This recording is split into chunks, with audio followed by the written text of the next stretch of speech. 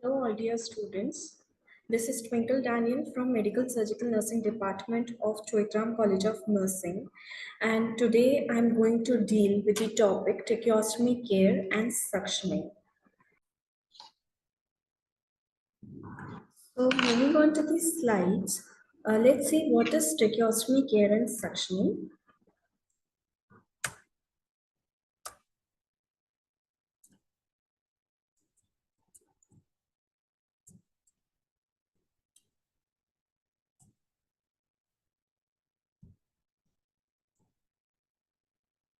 So basically, a tracheostomy is a surgical procedure that involves making an incision, or that incision is also called as stoma, into the trachea through the front of the neck. A tube is then inserted into the incision, creating an air passage that allows the patient to breathe directly through their trachea while avoiding their upper airway. So basically जो tracheostomy होती है वो हम एक tube होता है जो कि हम ट्रेकिया के अंदर इंसर्ट करते हैं और बेसिकली ये T3 और T4 के बीच में इंसर्ट होता है और बेसिकली ये जो इंसर्शन होता है वो इसलिए होता है ताकि हम लोग जो एयरवे है पेशेंट का वो पेटेंट बना सकें. Now, there are various purposes of doing a tracheostomy. First one is prolonged dependence on a ventilator for breathing. If the patient is on prolonged ventilation through a ventilator, तो उसकी breathing को enhance करने के लिए ताकि वो पूरे समय वेंटी पे न रहे उसको हम लोग ट्रेकियोस्टमी करते हैं to bypass an obstructed airway. जैसे कि आप इस पिक्चर में यहाँ देख सकते हैं कि यहाँ पे एयरवे जो है वो उसका ऑब्स्ट्रक्शन है. तो अगर हम यहाँ पर इसके ट्रेकियोस्टमी को अटैच कर देंगे तो हम उसका जो लोअर रेस्पिरेटरी ट्रैक्ट में ऑक्सीजन डिमांड होती है उसको हम मेंटेन कर सकते हैं. इसके अलावा अगर बहुत सारे सिक्रीशंस लॉजमेंट हो गया है अगर ट्रेकिया में तो वो सिक्रीशंस को रिमूव करने के लिए भी हम लोग ट्रेकियोस्टमी करते हैं. अदर देन दिस हमारे पूरे रेस्पिरेटरी सिस्टम में ऑक्सीजन डिलीवर करवाने के लिए और एक पेटेंट एयरवे बनाने के लिए because as we know that oxygen is very much required for our body तो इसलिए हम लोग ट्रेकियोस्टमी करते हैं. Moving on to the indications, so there are various indications for a tracheostomy. Here are listed below. Neurological conditions हो सकती है जैसे कि stroke हो गया, अगर कोई neck injury है, head injury है, अगर पेशेंट swallow नहीं कर पा रहा है उस कंडीशंस में हम करते हैं ट्रेकियोस्टमी. स्पाइनल इंजरीज अगर पेशेंट को होती है इन केस ऑफ बर्न्स क्योंकि वहाँ पे कॉन्ट्रैक्चर्स डेवलप हो जाते हैं तो उसकी वजह से भी हम करते हैं. निमोनिक कंडीशंस में भी हम करते हैं because the patient is not able to breathe properly तो उस कंडीशंस में भी हम ट्रेकियोस्टमी करते हैं. In case of any acquired और कंजेनाइटल सबग्लॉटिक स्टेनोसिस जैसे कि आप यहाँ पे देख सकते हैं ये सबग्लॉटिक स्टेनोसिस का ही पिक्चर है और अगर ऐसी कंडीशन होती है तो पेशेंट को सांस लेने में दिक्कत हो सकती है. एनी एनाफाइलैक्टिक रिएक्शन के कारण भी हमको करना पड़ सकता है. एनी हेड और नेक कैंसर की वजह से if the patient is on a radiation therapy of a head or neck and in case of severe lung diseases. So these are the parts of a tracheostomy tube. As you can see here, this is a picture of a tracheostomy tube. These are the strings. This is called a flange. ये वाला जो part होता है जिससे हम लोग हमारी strings को try करते हैं. This is a flange. ये एक outer cannula होता है and इन्फ्लेशन ट्यूब होता है. ये इन्फ्लेशन ट्यूब से हम ये बलून को फुलाते हैं ताकि वो जो ट्रेकियोस्टमी ट्यूब है वो अपनी प्लेस पर रह सके. This is an hollow cannula and ये जो रहता है हम लोग यूजुअली एक गाइड वायर जैसे इसको यूज करते हैं जब हम ट्रेकियोस्टमी को पुट करते हैं पेशेंट को. एंड इसमें ये क्राउन टिप होती है and there is an obturator. These are all the articles that are required for the tracheostomy care. It needs a clean tray containing the sterile gauze pieces, a kidney tray, paper bag, Macintosh with cover, Newsip solution, distilled water, and suction catheter. So moving on to the steps of procedure, first, before doing the tracheostomy care, you have to observe the patient for why the patient needs a tracheostomy care, and because the patient may be at risk of having any infection due to the secretion lodgement or maybe some कुछ वहां पर obstruction हो रहा होगा जिसकी वजह से patient properly breathe नहीं कर पा रहा होगा। तो इसके अलावा आपको ये भी देखना है कि जो ड्रेसिंग है वहाँ पे ट्रेकियोस्टमी में जो ड्रेसिंग हुई है वो सॉइल तो नहीं हुई है, मीन्स वहाँ पर सिक्रीशंस की वजह से ज़्यादा सिक्रीशंस तो गॉस पीसेस में आके ना जम गया हो। इन केस ऑफ अनस्टेबल ट्यूब, क्योंकि हम वहाँ पे सूचरिंग करते हैं, सूचर्स अगर ढीले हो जाते हैं तो हमारा जो ट्यूब है वो अनस्टेबल हो जाता है, या फिर अगर पेशेंट ज़्यादा इरिटेबल होता है in that conditions also, and if there are very excessive secretions as I have discussed now, then you have to inspect the stoma. You know, we have already discussed the stoma. Stoma वो incision होता है जो हम बनाते हैं tracheostomy के time पर। तो अगर वहाँ पे कोई इरिटेशन है, वहाँ पे कोई इन्फ्लामेशन है, तो आपको उसको देखना है। आपको वहाँ पे पहले सक्शनिंग करना है। Now will be going like हमको सक्शनिंग कैसे करना है, so will be dealing with that topic and then will be coming back to the tracheostomy care. So basically एक एंडोट्रेकियल सक्शनिंग जो होती है, एंडोट्रेकियल सक्शनिंग में हम लोग जो ट्रेकिया है उसके अंदर एक सक्शन कैथीटर डालते हैं और वो कैथीटर को ट्रेकिया में इंसर्ट करते हैं ताकि वहाँ पर जितने भी सिक्रीशंस हैं हम उसको रिमूव कर सकें। That is basically a endotracheal suctioning. There are various purposes of endotracheal suctioning. First is the maintaining a patent airway by removing the secretions, because secretions हट जाएंगे तो ऑब्वियसली वहाँ का जो एयरवे होगा वो पेटेंट हो जाएगा, वहाँ से प्रॉपरली पेशेंट को ऑक्सीजन उसकी बॉडी में जाता रहेगा। इसके अलावा वहाँ पर अगर सिक्रीशंस है तो इन्फेक्शन होने का खतरा रहता है, तो वो उस खतरे को प्रिवेंट करने के लिए भी हम लोगों को सक्शनिंग करनी जरूरी होती है। Now you can see here बहुत सारे कैथीटर्स आते हैं, सक्शन कैथीटर्स सक्शन करने के लिए, and it comes in various, उसको हम लोग फ्रेंच में काउंट करते हैं डिपेंडिंग ऑन विच कलर का वो कैथीटर है, उस पर डिपेंड करता है कि वो सक्शन कैप कौन सा है। So here are various suction catheters and you can see here the parts of a suction catheter. ये एक ट्रांसपेरेंट ट्यूब होता है पीवीसी का, इसमें एक लेटरल आई होती है जहाँ से जब हम सक्शन करते हैं तो जो सिक्रीशंस होते हैं वो यहाँ से ही वैक्यूम के थ्रू इस ट्यूब में अब्सॉर्ब होते हैं। फिर ये कलर कोड होता है आइडेंटिफिकेशन के लिए, फनल कनेक्टर होता है जिससे हम जो हमारा यांकुर होता है उसको कनेक्ट करते हैं। ये एक क्लोज सक्शन कैथीटर है, इसमें एक प्रोटेक्टिव फिल्म होती है जो कि कैथीटर को प्रोटेक्ट करके रखती है, और जिन पेशेंट्स को बहुत हाई रिस्क ऑफ इन्फेक्शंस होते हैं उनमें हम क्लोज सक्शन कैथीटर यूज करते हैं, और ये भी बहुत सारे फ्रेंच में आता है। You can see here the colour coding according to the Frenches. इसमें एक फ्लशिंग पोर्ट होता है जहाँ से आप नॉर्मल सलाइन या फिर स्टेराइल वाटर को फ्लश कर सकते हो ड्यूरिंग दी सक्शन प्रोसेस, और ये एयरवे कनेक्टर होता है जहाँ से हमारा ट्रेकियोस्टमी ट्यूब पर ये कनेक्ट होता है। ऑल्सो यहाँ पर कलर कोडिंग होती है जैसे हमने ऑलरेडी डिस्कस किया था। ये वैक्यूम पोर्ट होता है जहाँ से हमारा यांकुर कनेक्टेड होता है।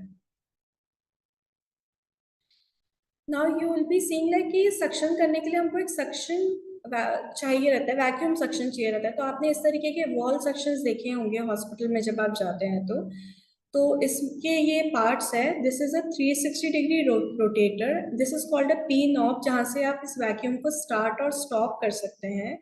इसमें बिल्ट इन फिल्टर्स होते हैं, अंदर फिल्टर लगा होता है ताकि जो भी सिक्रीशंस यहाँ से आ रहे हैं ये वापस से पुल बैक ना हो सके। यहाँ पे एक ओवरफ्लो मीटर भी होता है कि अगर ये ओवरफ्लो हो रहा है तो दिस इज एन इंडिकेशन कि अब हमको इसको खाली कर देना चाहिए।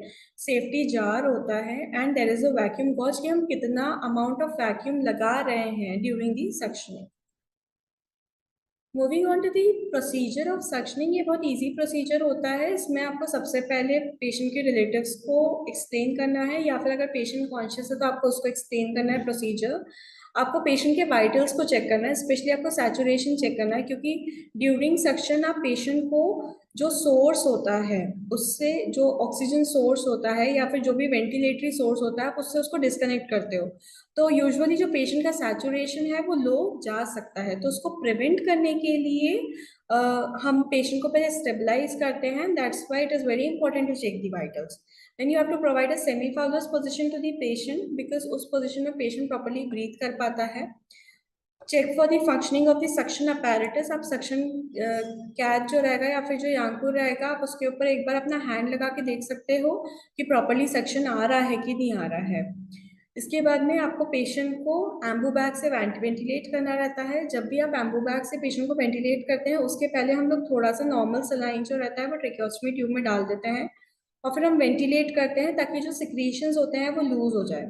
इसके बाद में जो भी हमारा सक्शन कैथीटर रहता है, वो सक्शन कैथीटर को हम लोग पहले ल्यूब्रिकेट करते हैं डिस्टिल वाटर से, या फिर नॉर्मल सलाइन से भी आप उसको कर सकते हो। एंड देन उसमें से हम निकाल के इन जेंटल रोटेशन हम लोग पेशेंट के ट्रेकियोस्टमी ट्यूब में सक्शन कैथीटर डालते हैं, रोटेटरी मूवमेंट में डालते हैं, विद इन 10 सेकेंड्स हम उसको रिमूव कर लेते हैं। बीच बीच में जब भी आप सक्शनिंग करते हो, आपको पेशेंट को रेस्ट प्रोवाइड करना है और आपको सैचुरेशन चेक करते रहना है पेशेंट का, ताकि पेशेंट डिसैचुरेट ना हो सक्शनिंग के टाइम पे। Then after doing the suctioning, you have to prepare the equipments properly. You have to make sure that you do proper hand washing. आपका ये जो प्रोसीजर होता है काफ़ी स्टेराइल होता है, क्योंकि आप ट्रेकियोस्टमी सक्शनिंग कर रहे हो, तो आपको एसेप्टिक टेक्निक मेंटेन करके रखनी है ड्यूरिंग द सक्शनिंग प्रोसेस। और फिर उसके बाद में you have to just ensure that the inner cannula जो है, जो कैनुला अंदर की तरफ है, वो प्रॉपरली सिक्योर्ड तो है कि नहीं है, क्योंकि आपका जो कैनुला होता है वो डिसलॉज नहीं होना चाहिए। देन आपको जो फोर्सेप्स रहते हैं उसकी मदद से आपको जो भी ड्रेसिंग्स है, जो भी सॉइल्ड हो चुकी है अगर, तो उसको रिमूव करना होता है। इसके बाद में आपको ट्रेकियोस्टमी ड्रेसिंग्स नई वाली लगानी रहती है। जब भी हम ट्रेकियोस्टमी ड्रेसिंग्स लगाते हैं तो हमको जो गॉस पीस होता है, हमेशा हम लोग एच, हाफ एच के शेप में उसको हम लोग कट करते हैं। तो 2 गॉस पीसेस लेते हैं, हाफ एच में कट करते हैं, and then we put on the tracheostomy. Okay, then you never use cotton on the tracheostomy site. Okay, stoma के साइड में हम कभी कॉटन यूज नहीं करते हैं, as it usually sticks on the skin, तो वो अवॉइड करना है आपको। और आपको गॉस पीस ही यूज करना है, that two sterile gauze pieces use करना है। तो जब भी हम ये ड्रेसिंग करते हैं, ड्रेसिंग के पहले आपको वहाँ पे जो भी सोल्यूशन होता है, antiseptic solution, may be it Betadine lotion या सैवलॉन और न्यूसिप सोल्यूशन आपको वहाँ पे यूज करना है। उस साइड्स को इनर टू आउटर प्रॉपर्ली आपको उसको क्लीन करना है। क्लीन करने के बाद में आपको वहाँ पर कोई भी एंटीसेप्टिक ऑइंटमेंट लगाना होता है। ऑइंटमेंट लगाने के बाद में हम ये ड्रेसिंग्स जो होती है वो एच शेप में प्लेस करते हैं। फिर उसके बाद जो टाइज होती है ट्रेकियोस्टमी की, हम उसको बांधते हैं। कॉटन की जो टाइज होती है, as you can see in the pictures, हम इस तरीके से इस टाइज को बांधते हैं। और फिर जो ट्रेकियोस्टमी ट्यूब होता है उसको हम लोग प्रॉपरली, जो भी सक्शन सोर्स है उससे प्रॉपरली कनेक्ट करते हैं। Then you have to go for a hand washing after the procedure. Now there are various nursing management that should be kept in mind while doing this procedure. So first of all is कि आपको हमेशा patient को oxygen source से connect करके रखना है ताकि आपका पेशेंट जो है वो डिसैचुरेट ना हो। ड्रेसिंग्स को आपको ड्राई रखना है ताकि वो ज़्यादा मॉइस्चर ट्रैप नहीं करे। Then you have to assess and maintain for adequate humidity of inspired air every 2 hours. Okay. Then check for the color of secretions. अगर कलर क्लियर है then it's fine. अगर वो येलो या greenish होते हैं that may be a sign of infection, so you have to report it to the physician. You have to check the odor. Order में आप smell को check करोगे कि अगर ज़्यादा वैसा वाला स्मेल आ रहा है, means that is a sign of infection. Keep the stoma free from any debris और mucus buildup as needed. Okay, so for that you have to do proper टुवाली suctioning. The nurse should take proper care not to dislodge the tracheostomy tube during the first 5 to 7 days, क्योंकि उस time पर जो stoma होता है वो enough mature नहीं हुआ होता है। तो during the period of 5 days और 7 days from the date of insertion आपको उसका ध्यान रखना होता है। The nurse should educate the patient and his family about the transmission of infection after discharge. तो आपको जब आप ये ट्रेकियोस्टमी केयर करते हो और आपको ऐसा लगता है कि ट्रेकियोस्टमी के साथ ही आपका पेशेंट घर जाएगा, तो घर जाकर भी उसकी वैसे ही केयर होनी है। सो ड्यूरिंग द प्रोसीजर, जब आप ये प्रोसीजर करते हैं तब आपको उनकी फैमिली को भी ये चीज़ को एक्सप्लेन करना ज़रूरी है।